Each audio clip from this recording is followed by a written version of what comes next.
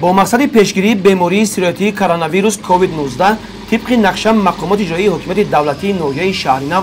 مؤسسه دولتی نظارت سانیتری اپیدمیولوژی و کمیته حالت‌های فوق‌العاده و گراژدانی در ناحیه با گذراندن چاره‌بینی‌های پروفیلاکتیکی در تمام کوچه و خیابان‌ها، منزل‌های استقامتی، بازار و دکان‌های خدماتی معیشی، کارخانه و تشکیلات، مؤسسه‌های تعلیمی و تندرستی را با پوشیدن مایه‌های ضد ویروسی به ضرر گردانده کارهای فهماندهی را بین اهالی به راه نمودند. در اساس نقشه چاره‌بینی‌های مقامات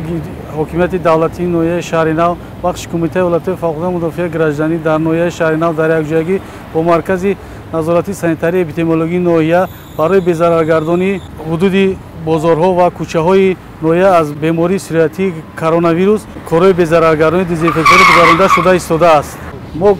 در آینده تصمیم گرفتیم که تمام کوچه و دههای ناحیه شهرنو را از با محلول خلور به ضرر گردانیم. در منزل‌های استقامتی از جانب نمایندگان مقامات اجرایی حکومت دولتی، مؤسسه دولتی نظارت سانیتری اپیدمیولوژی و کمیته حالت‌های فوق‌العاده و گراژدانی در ناحیه و دکتران سیرویتشناس با ساکنان درباره بی‌ضررگردانی و پیشگیری بیماری سیرویتی کرونا که امروزها تمام جهان را به کام خود کشیده است، مصلحت‌های مفید داده شد. با مقصد پرزور نمودن چاره‌بینی‌های ضد اپیدمیکی اوید به پیشگیری بیماری‌های نوع کرونا و وسعت بخشیدن کارهای فهماندهی در ناحیه تا در نزد مقامات اجرایی حکومت دولتی ناحیه عمل می‌نماید. شخصان مسئول از وضع منزل‌های استقامتی، بنگاه‌های طبی، مرکزهای نظارتی، بیمارخانه‌ها و تمام خانه‌ها، بیمارخانه‌ها و مؤسسه‌های تعلیمی شناس شده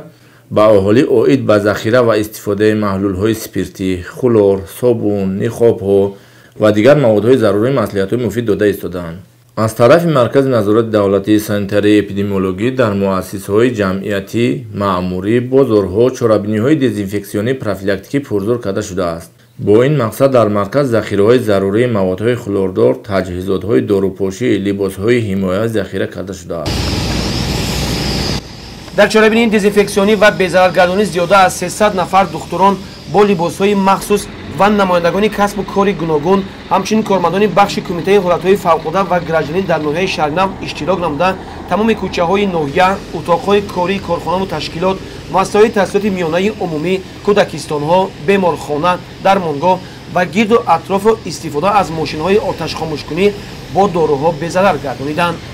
با مقصد پیشگیری بیماری سیرویتی کرونا کووید 19 در ناحیه از جانب مسئولین تدبیرهای سریع اندیشیده کارهای پروفیلاکتیکی در دیگر منطقه ناحیه ادامه داده می شود.